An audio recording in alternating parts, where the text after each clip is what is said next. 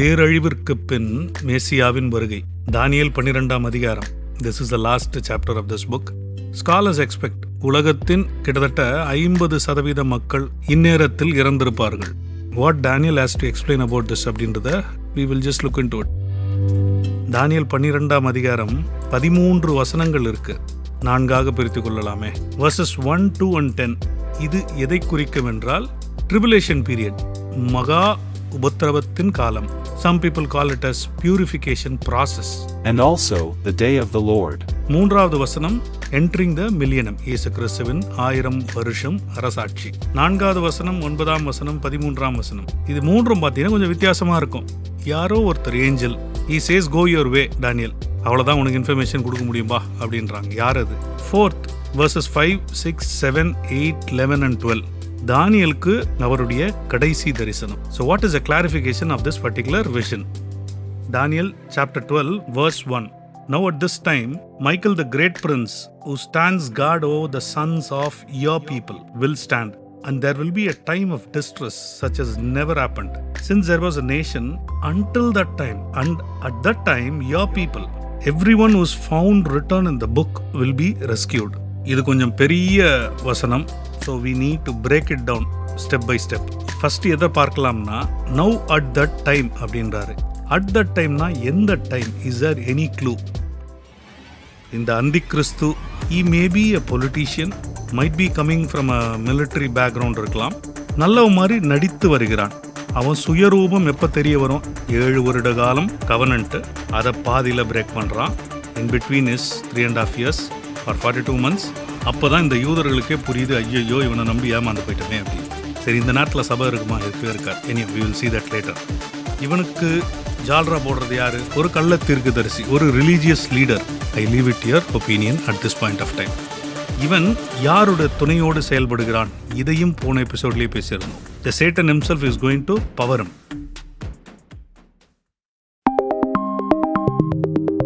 First வேர்ஸ்ல இன்னொரு important information mention பண்ணப்பட்டிருக்கு. That Michael is going to protect the people of Israel. இதுல ஒரு கான்ட்ரடிக்ஷன் இருக்கே, முரண்பாடு. இதே சாப்டர்ல 10வது வசனத்துல this is how it is mentioned, many will be purged, purified and refined. biblical languageல இது உயிர் சேதம், ரத்த சாட்சி. இங்க உயிர் சேதம்னு போட்டிருக்கு, அங்க என்னடானா மைக்கேல் ப்ரொடெக்ட் பண்ணுவாருன்னு போட்டிருக்கு. அப்போ இதுதான் உண்மை. let us break it down. இன்னொரு டைரக்ட் கான்ட்ரடிக்ஷன் எங்கன்னு பார்த்தீங்கன்னா ஜக்கரியா 13ஆம் அதிகாரம் 8ஆம் வசனத்துல he has mentioned it very clearly, 3-2 யூதர்கள் மரித்து போவார்கள். அப்போஸ்தலன் பால் சாப்டர் 9, 10 and 11, இந்த 3 சாப்டர் இஸ்ரேலை குறித்து எழுதியிருப்பார். All the people will be சேவ்டுன்னு போட்டிருக்கும். இந்த 3 சம்பவங்களையும் சேர்த்து வைத்து பார்த்தோம்னா அப்போஸ்தலன் பால் மென்ஷன் பண்ணியிருக்கிறது all Israel will be saved அப்படின்றது. ஜக்கரியா என்ன எழுதுறாரு? 3-2 பேர் இறந்து போவாங்க. அப்போ பாக்கி யார்? எத்தனை பேர் இருப்பாங்க? ஒரு நபர் இருப்பாங்க இல்லையா? மைக்கேல் யாரையோ ப்ரொடெக்ட் பண்றாருன்னு போட்டிருக்கல, அது யாரு அப்படின்றத பார்க்கணும். How these people are going to be saved? அப்போஸ்தலன் ஜான் எழுதியிருப்பார், 1,44,000 நபர்கள் they will be preaching the gospel during this tribulation period. சில கல்ட் கும்பல் அந்த 1,44,000 பேர் நாங்க தான் சொல்லி சுத்திட்டு இருக்கிறாங்க. I strongly suggest don't believe all this crap. இரண்டாவது புக் ஆஃப் ரெவலேஷன்ல மென்ஷன் பண்ணியிருக்கோம், 2 witnesses they will be preaching, they will be doing miracles. பெரிய லெவல்ல அதிசயங்களை செய்து கொண்டிருப்பார்கள். Many scholars expect this could be Moses and Elijah. Probably, அது நமக்கு எக்ஸாக்டா தெரியாது. புக் ஆஃப் ரெவலேஷன் படிக்கும் பொழுது we will have more clarity on this. மூன்றாவது ரொம்ப முக்கியமான ஒரு விஷயம், angels will be preaching the gospel. இதான் முதல் முறை அவர்கள் கிரியேட் பண்ணப்பட்ட பிறகு this opportunity is been given to them. அவர்களுக்கு கிடைத்த வாய்ப்பு. அதை குறித்தும் ரெவலேஷன் புக் படிக்கும்போது we will go through it in detail. சரி, மைக்கேல்ல பத்தி ஒன்று மென்ஷன் பண்ணப்பட்டிருக்கு இல்லையா? he protects the people of Israel அப்படின்ட்டு. போன எபிசோட்லயே நான் ஒன்று குறிப்பிட்டு சொல்லியிருந்தேன். இந்த டெட் சீக்கு வலது பக்கத்தில் இருக்கக்கூடிய area which is the east side. So if you go through Revelation chapter 12 verse 6, then the woman fled into the wilderness where she had a place prepared by God, so that there she would be nourished for 1260 days. 1260 நாட்கள் this women will be protected. இந்த women என்றது the people of Israel. So who's going to protect all these people? Michael obviously. இந்த மேப்பில் நீங்கள் பார்க்கலாம், this is the location of Petra. உங்களுக்கு time இருந்தால், there are a lot of documentary films available called Petra. You will be amazed by seeing the places.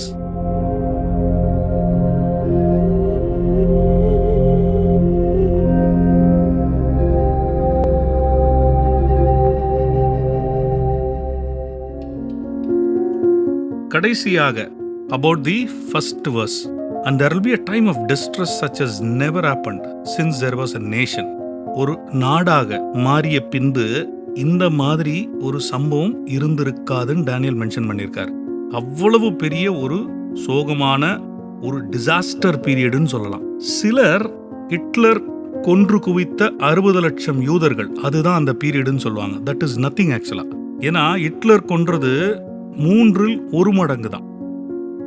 நடக்க போற சம்பவம் 3 2 மடங்கு. So people should not get confused between these two.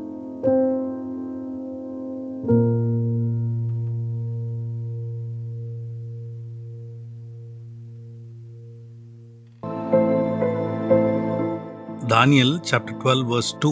And many of those who sleep in the dust of the ground will awake, these to everlasting life, but others to reproach and everlasting contempt.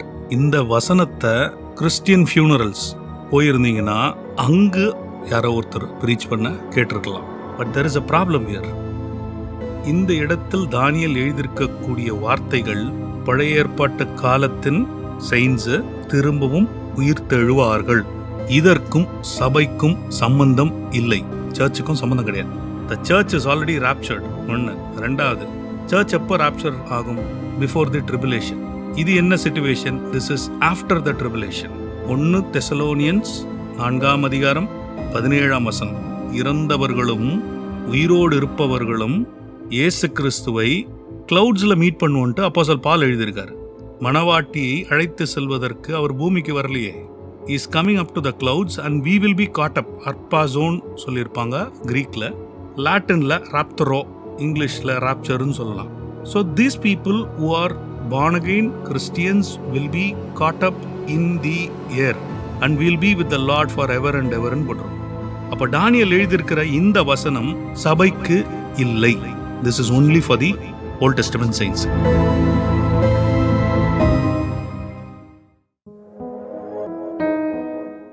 சரி, having said this, இன்னொரு விஷயத்தையும் பார்க்கணும். தானியேல் பார்த்து கொண்டிருப்பது தரிசனம். இங்க என்ன வார்த்தை யூஸ் பண்ணப்பட்டிருக்கு? Many of those who sleep in the dust of the ground will awake, these to everlasting life. Tamil பைபிள்ல சிலர்னு போட்டிருக்கோம். எபிரேய மொழியில் இதற்கு இப்படியும் ஒரு அர்த்தம் இருக்கு. தீஸ் அப்படின்னா இவர்கள். இவர்கள் என்றால் தானியேல் தரிசனத்துல இவர்கள் நித்திய ஜீவனுக்குள் செல்வார்கள். And others to everlasting contempt. Others நரகத்துக்கு போவாங்க. அப்படின்னா தானியேல் சிலரை பார்த்தாரா அப்படின்ற ஒரு கேள்வியும் எழும்புது. இயேசு கிறிஸ்துவின் மரணத்திற்கு முன்பாக இறந்து பரலோகம் சென்றார்கள் சொல்லப்பட்டது. That is called Paradise.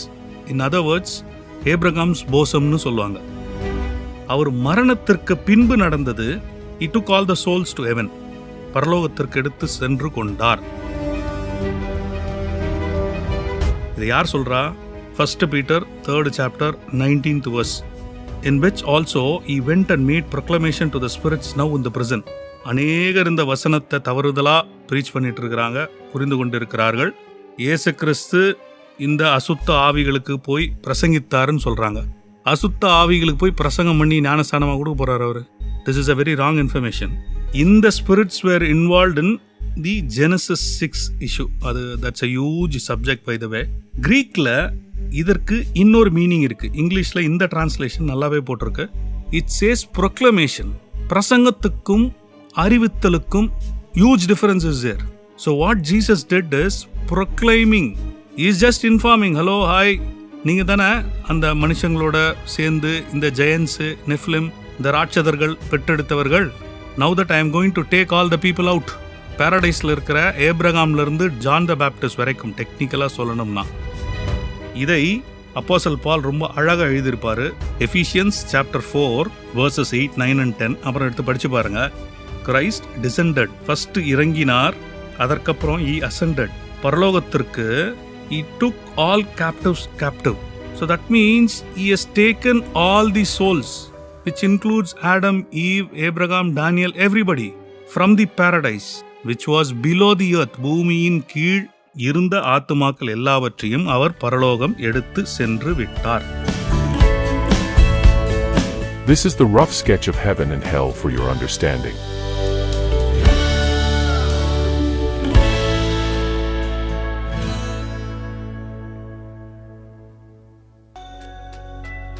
Daniel chapter 12:2ல இன்னொரு இன்ஃபர்மேஷன் போட்டிருக்கு. Some people to everlasting life and some people to everlasting contempt. நித்திய நரகத்திற்கு தள்ளப்படுவார்கள். So having said this, இதை சொன்ன பிறகு sequence of events ரொம்ப சிம்பிளா I wanted to share this information. இந்த கல்ட் கும்பல் நிறைய பேர் என்ன சொல்லின்னு இருப்பாங்க, இறந்த பிறகு அப்படியே தூங்குவாங்க, தூங்கிட்டு அப்படியே போயிடுவாங்க அப்படின்ட்டு. Bible does not say that. Bible is very clear. இறந்த அடுத்த கணம் ஒரு மனிதனுடைய ஆத்மா ஒன்று பரலோகம் இல்ல நரகம். நெக்ஸ்ட் மேஜர் இவெண்ட் என்னவாக இருக்கலாம்? த ராப்சர் ஆஃப் த சர்ச். சபை இயேசு கிறிஸ்துவுக்குள் தேர்ந்தெடுக்கப்பட்டவர்கள், born again Christians will be taken out of this world. அது இறந்தவர்களாகவும் இருக்கலாம், இல்லைனா உயிரோடு இருக்கிறவர்களாகவும் இருக்கலாம். அடுத்த ஈவெண்ட்னு பார்த்தீங்கன்னா ஓல்ட் டெஸ்டமென்ட் செயின்ட்ஸ். சரி, இயேசு கிறிஸ்து பூமிக்கு வந்த பிறகு நடக்கக்கூடிய சம்பவம், நமக்கு எப்படி குளோரிஃபைடு பாடி இயேசு கிறிஸ்து கிளவுட்ஸில் வரும்போது கிடைக்குமோ அதே மாதிரி குளோரிஃபைடு பாடி ஓல்ட் டெஸ்டமென்ட் செயின்ட்ஸ்க்கும் இந்த நேரத்தில் கிடைக்கும். இந்த நேரத்தில் இன்னொரு செட் ஆஃப் பீப்புளும் இருக்கிறாங்க. அவங்க யாருன்னு பார்த்தீங்கன்னா ட்ரிபுலேஷன் பீரியடில் ரட்சிக்கப்பட்டு உயிரோடு இருக்கக்கூடிய சிலர். They will enter into the millennium. இயேசு கிறிஸ்துவின் 1000 வருஷம் அரசாட்சிக்குள் உயிரோடு இருக்கிறவர்களும் கடந்து செல்வார்கள். அதற்கப்புறம் 1000 years reign of Christ, இயேசு கிறிஸ்துவின் அரசாட்சி 1000 வருடம். அதற்கு பின்பு all the people who are dead, ஆதாம் காலத்திலிருந்து அந்த டைம் வரைக்கும் யாரெல்லாம் இறந்து போனார்களோ நரகத்தில் இருப்பவர்களையும் சேர்த்து everybody will come back again, திரும்பவும் வருவார்கள். அவர்களுடைய ரிப்போர்ட் கார்டு மாதிரி ஒரு இன்ஃபர்மேஷன் கொடுக்கப்படும். டெம்பரவரி நரகத்திலிருந்து வந்தவர்கள் பெர்மனன்ட் நரகத்திற்கு தள்ளப்படுவார்கள். Hope this is clear.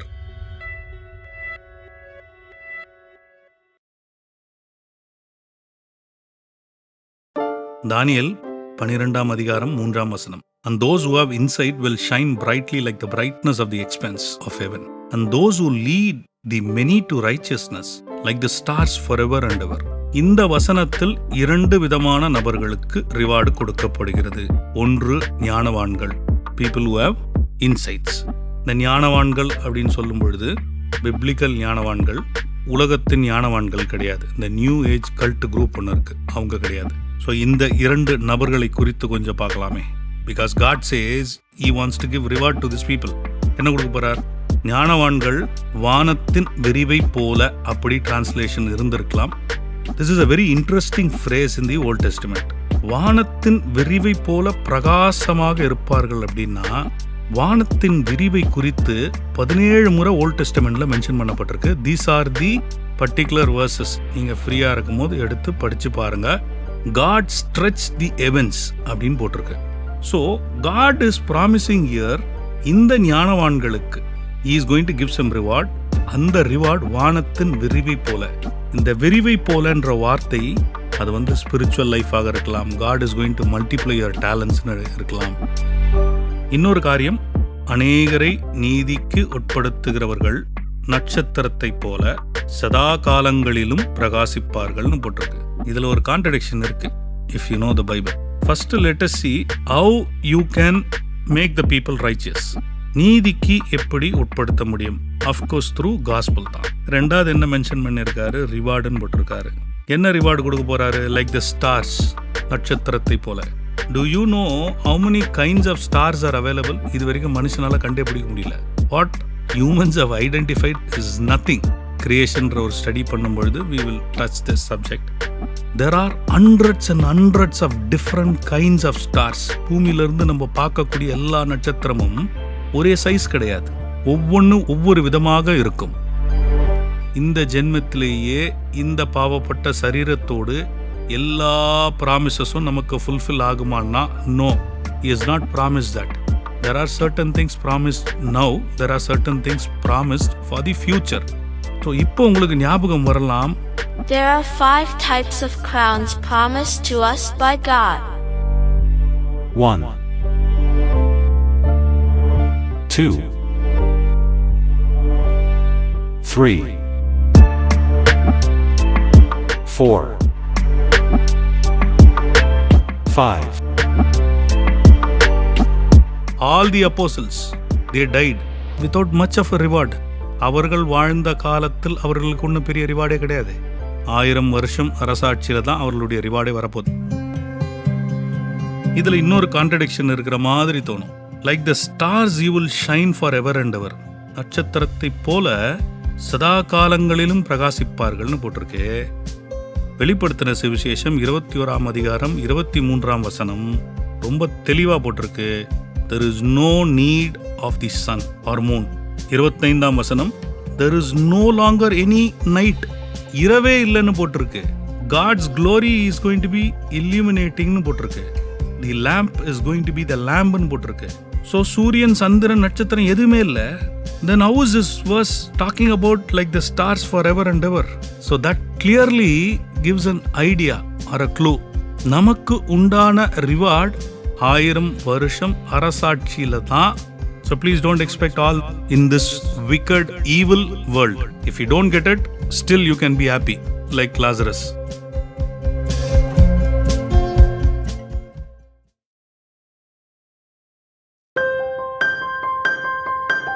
தானியேல் 12 அதிகாரம் 5 வசனம். Then I Daniel looked and behold, 2 others were standing, one on this bank of the river and the other on that bank of the river. First of all, இது என்ன கான்டெக்ஸ்ட்னு பார்க்கணும். தானியேலுடைய 4வது vision, கடைசி vision, யாரோ ஒரு angel இவருக்கு information கொடுத்துன்னு இருக்கிறாங்க. அந்த ஏஞ்சல் இல்லாமல் there are 2 more people standing. நதியின் ஒரு ஓரத்தில் ஒரு நபரும் இன்னொரு ஓரத்தில் இன்னொரு நபரும் இருக்கிறாங்கன்னு போட்டிருக்கு. இந்த விஷனை ஃபர்ஸ்ட் யார் எக்ஸ்பிளைன் பண்ண ஆரம்பிச்சது? மோஸ்ட் லைக்லி இது கேப்ரியலாக இருக்கலாம். இது இல்லாமல் மைக்கேலும் அந்த இடத்தில் இருந்திருக்க வாய்ப்பு இருக்கு. 6வது வசனத்துல இப்படியாக மென்ஷன் பண்ணப்பட்டிருக்கு. And one said to the man dressed in the linen who was above the waters of heaven, how long will it be until the end of this wonders? So அந்த நதியோரமாக இருக்கக்கூடிய 2 நபர்களில் ஒரு நபர் தண்ணீருக்கு மேல் இருக்கிறார்னு போட்டிருக்கு. above the waters, dressed in linen போட்டிருக்கு. சங்கீதம் 29 அதிகாரம் 10 வசனம் ஃப்ரீயா இருக்கும்போது எடுத்து படிச்சு பாருங்க. It is Yahweh who sitting above the waters ன்னு போட்டிருக்கு. So Lenin dress, above the waters எல்லாத்தையும் சேர்த்து வைத்து பார்க்கும் பொழுது we get a very clear picture. This has to be pre-incarnate Jesus Christ. Daniel, I don't think this is the first time he is seeing. Probably you would have seen many times. 12 அதிகாரம் 7 வசனம். So இந்த Lenin dress போட்டுட்டு இருக்கிறவர் யாரு? Once again, this is Yeshua, Jesus Christ. He is giving an information here. இந்த holy people உடைய shattering will be completed எப்போ? times and half a time.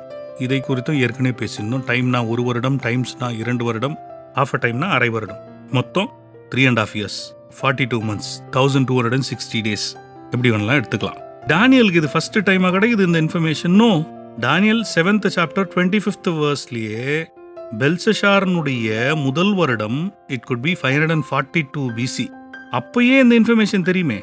இன்னொரு முறையும் மென்ஷன் பண்ணப்பட்டிருக்கு. Daniel 9th chapter 27th verse. And he'll make a firm covenant with many for 1 week. 1 week என்றது 7 years. And in middle of the week, he will make the sacrifice and grain offering cease. So இந்த informations எல்லாம் டானியலுக்கு ஏற்கனவே தெரியும். So Daniel is not convinced about this particular stuff.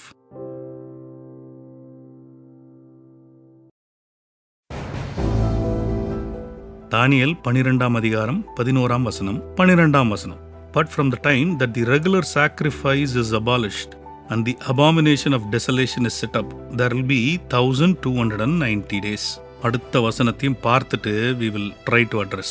12 வசனம் என்ன சொல்லுது? How blessed is he who keeps waiting and reaches the 1335 days. இங்க பிரச்சனை என்னன்னா, இதுக்கு முன்னாடி பார்த்ததெல்லாம் 7 வருட காலம், அதாவது 2520 days.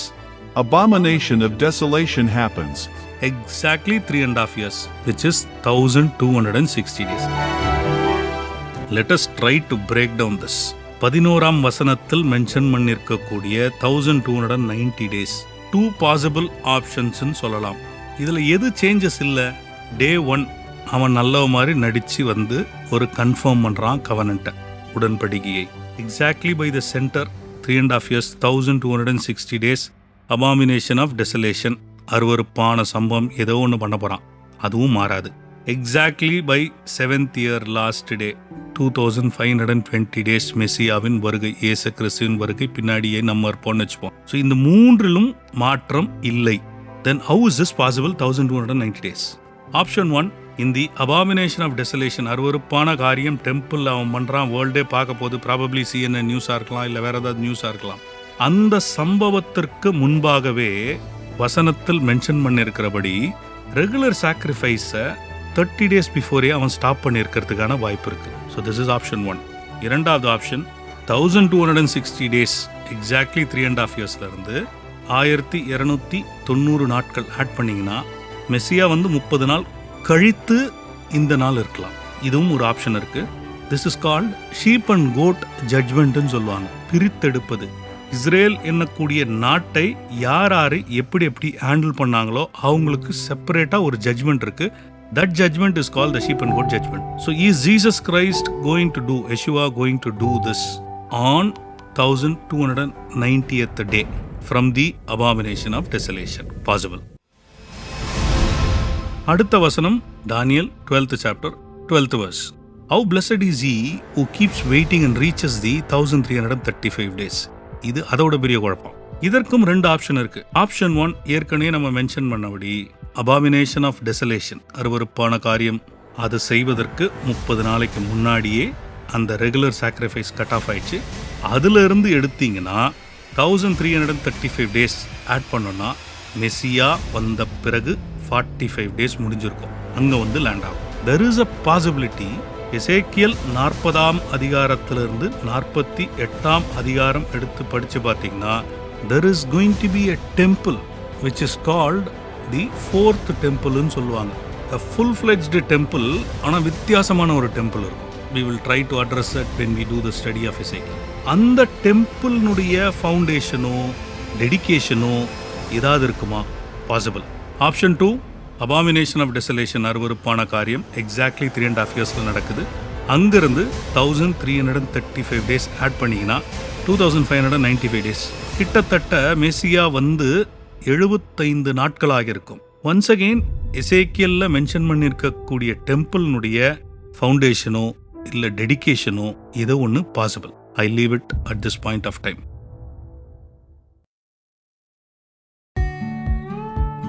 இந்த லாஸ்ட் செக்மெண்ட்ல if you watch it very closely, இந்த விஷன் நடக்கும் பொழுது நிறைய பேர் கூட இருந்திருக்கிறாங்க. Angel of the lord, Yeshua, Gabriel இருக்கலாம், மைக்கேல் இருக்கலாம்.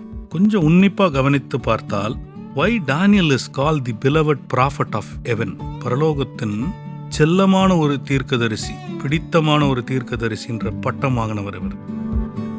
4th verse பாருங்க. It says conceal and seal up the book till the end.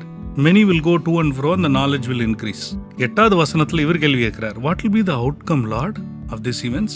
தான் புக்கை மூட சொல்லிட்டாங்களே, இவர் ஏன் கேள்வி கேட்கிறாரு? சரி, அவரு சும்மா இருக்கலாம்ல. 9வது வசனம், go your way Daniel, words are sealed. அவ்வளவுதான்பா, இதுக்கு மேல எதுவும் சொல்ல முடியாது. சொல்லிட்டு சும்மா இருந்தாரா அந்த ஏஞ்சல்? இல்லையே. verse 10 says your people will be purged, purified, refined. திரும்ப அடிஷனல் இன்ஃபர்மேஷன் கொடுக்குறார். verse 13, இன்னொரு முறை அந்த angel of the Lord, go your way Daniel to the end, enter into the rest and stand again for your allotted portion. பல முறை புக்கை close பண்ணுன்னு சொன்ன பிறகும் இவரும் விடுற மாதிரி தெரியல. அவரும் வந்துட்டு இன்ஃபர்மேஷன் கொடுத்த வண்ணமாகவே இருக்கிறார். Normally you don't see such type of things with prophets. We will try to address a little more detail. இன்னும் கொஞ்சம் விரிவாக பார்க்கலாமா? Now let us jump into ஒரு conversation between the angel of the Lord and Daniel. 4வது வசனம், Daniel கிட்ட இங்க என்ன சொல்றாங்க? கன்சீல் த வேர்ட்ஸ், போதும்பா புக்க மூடு, தீர்க்க தரிசனம் முடிவடைந்து விட்டது. ஆன் தி அதர் ஹேண்ட் அப்போஸ்தலன் ஜான் அங்க என்ன பண்ணிருப்பாரு? do not seal up the words ன்னு எழுதியிருக்காரு. இந்த வசனத்தை குறித்து ஏற்கனவே பேசியிருக்கிறோம். knowledge will increase, people will go to and fro. I strongly recommend watch episode 1. Any 1 or 2 points மட்டும் இப்போ I would like to share. ஒன்று, to and fro அப்படின்னு மென்ஷன் பண்ணியிருக்கிறது moving from one part of the world to the other part of the world. இப்போ கேட்கறதுக்கு ரொம்ப சிம்பிளா இருக்கு இல்லையா? ஏப்ரகாம் வாழ்ந்த காலம் அப்ராக்சிமேட்லி 2000 BC. அந்த காலத்திலிருந்து டில் 200 years பிஃபோர், கிட்டத்தட்ட ஒரு 4000 வருட காலத்தில் மனிதனுடைய travelling speed could be between 40 to 60 kilometers per hour. அதுக்கு மேல வாய்ப்பே கிடையாது. இதுவே ரொம்ப ஜாஸ்தி. நான் சொல்றது, குதிரையில போனீங்கன்னா கூட 40 கிலோமீட்டர் போகலாம், இல்லை 50 கிலோமீட்டர் per hour போகலாம். But what about today? நமக்கு டிராவலிங் ஆப்ஷன்ஸ் எவ்வளோ ஆப்ஷன்ஸ் இருக்கு. ஸோ 4000 வருடமாக ஒரே ஸ்பீட்ல இருந்த மனிதனுடைய travel completely got change in the last 200 years. Especially last 50 years. இன்னொரு இம்பார்ட்டன்டான இன்ஃபர்மேஷன், Until 1900s. மனிதனுடைய knowledge every 100 years once double ஆகும். From 1945, knowledge doubled every 25 years. 2020ல வந்த இன்ஃபர்மேஷன், எவ்ரி 12 hours 12 மணி நேரத்திற்கு ஒரு முறை ஒரு மனிதனுடைய knowledge இரட்டிப்பாகிறது. which is happening during our lifetime ன்னு சொல்லலாம்.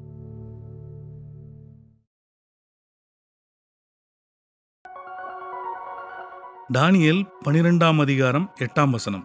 As for me, I heard, but could not understand. So I said, my Lord, what will be the outcome of these events?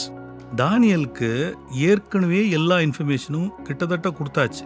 இருந்தாலும் Daniel விடுற மாதிரி இல்லை. 9th chapter 27th verse.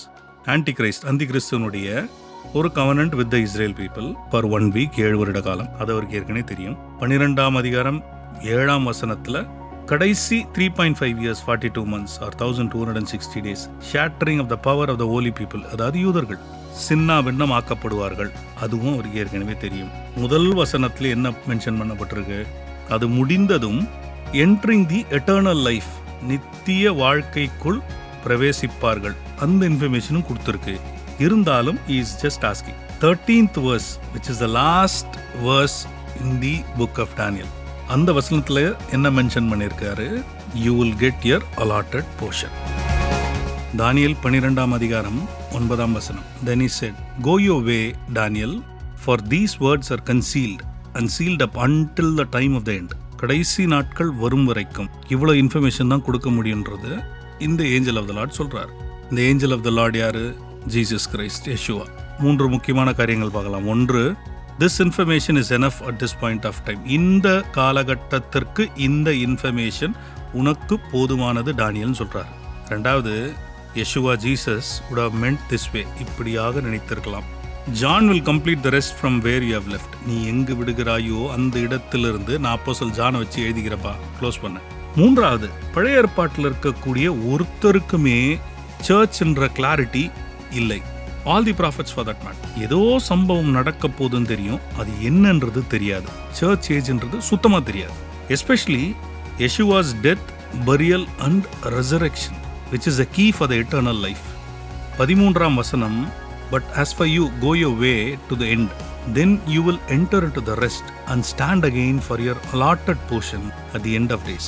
இங்க ஒரு விஷயம் முக்கியமாக பார்க்கணும். you will stand again போட்டிருக்கு. நீ திரும்பவும் உயிர் தெழுவாய். அத்தோட நிப்பாட்டி இருந்தா பரவாயில்லையே, அது எல்லாருக்குமே தெரியும். for your allotted portion.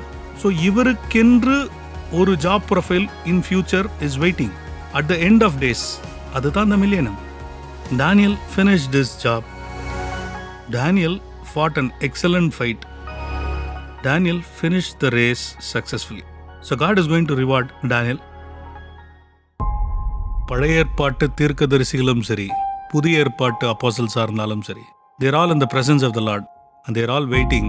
When will Yeshua, Jesus Christ, Jesus Christos தன்னுடைய சிங்காசனத்தில் அமருவார்? 1000 வருஷம் அரசாட்சி.